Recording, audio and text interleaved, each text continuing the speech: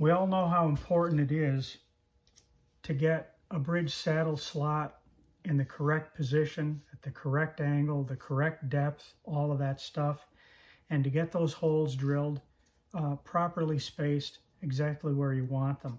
Cutting the saddle slot, I think, is probably the harder part, but I have a couple of jigs that I've made for doing just that, cutting that slot, and one that I've made to aid in spacing those holes out correctly. The first device I want to show you is this jig for not only slotting the bridge, but for drilling it.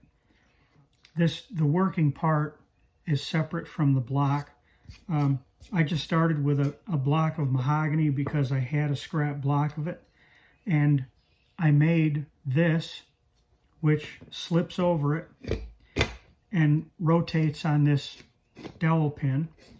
It is adjustable and locks by means of this screw down gadget here, and this part allows us to put the bridge into position and hold it still. So the device is designed so that this is the registration line for the front edge of the bridge. There is a stop that I've installed right here, which, by the way, is quite handy. This stop allows me to position the bridge, but if you look at that closely, I think you can see that I have drilled that off center so that as it rotates eccentric of its own center, and therefore can be used to adjust back and forth so that you can tweak the setup. You can dial it in so that the center line of the jig and the center line of the bridge perfectly coincide. That's a neat trick that you can use in a lot of places. So I can put the bridge down on this, and over here I have determined the various angles that I want the bridge to be at when I work it, and so I can line it up for a left-handed bridge or a right-handed bridge. Works either way. Or you could line it up in the event that you need a straight bridge saddle, say if you're doing a classical guitar. Then I've set the jig up at the milling machine in the mill vise, and I've removed the clamp just so that you have greater visibility here. The bridge blank is simply registered against the back and against that stop that I showed you before. And this whole thing relies on the XY table of the mill itself, but it also relies on the use of this DRO. If this digital readout was not here, I would probably be all afternoon trying to mill and drill a bridge, because you'd be constantly doing the arithmetic and locating and so on. It could get to be difficult and a waste of time, actually. So my intention was not necessarily to make bridge making faster, but to make it dead accurate. And it is. It's actually very, very accurate. If you do the math correctly and you get the waypoints the way you need them, it will do a precision job every single time. Now, I know a lot of guitar makers and so on don't have the benefit of a milling machine, so I hope I'm not overdoing it here. But it's a possibility, and if you have a mill, or if you have a drill press, even with an auxiliary XY table, this might be something that could suit your needs and be very handy.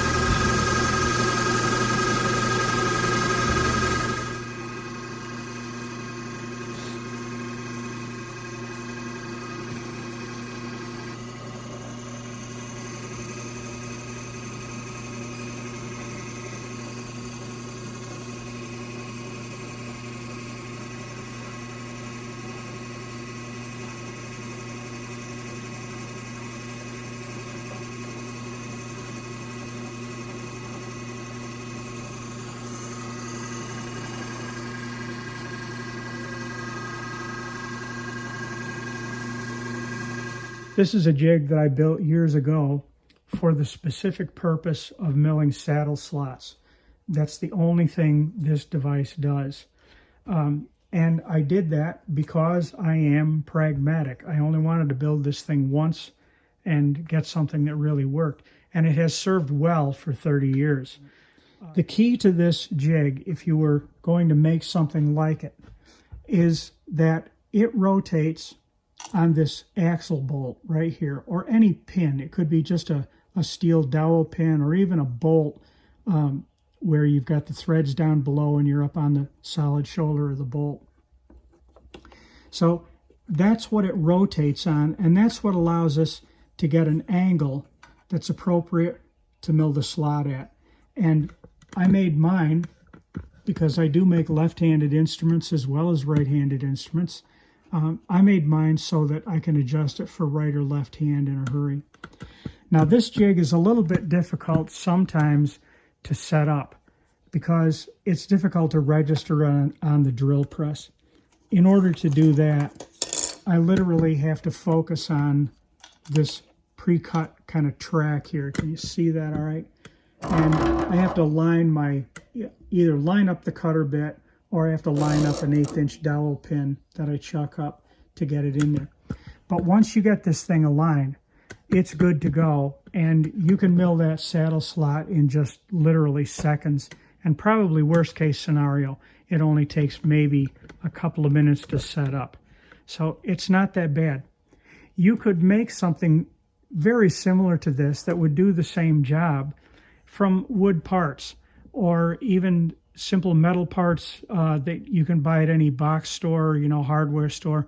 I could even see where you might be able to make this thing using a drawer slide or two for your sliding action, and then make stops to get it to stop where you want it to. The jig is positioned on the drill press, and it's registered, you might say, lined up by lining up on this pre-described mark that I have here that represents the travel of the platen. Once that's established, you can stop it by means of these stop collars that I mentioned. Those are adjusted. The bridges, or the jig, is clamped down, and it's ready to go. So a blank goes in. I do have some registration marks on here, but I like to go by the center line that you may be able to see there. The light's not too good, and it's clamped. And then it's really just a matter of predetermining the depth of the slot and running the device.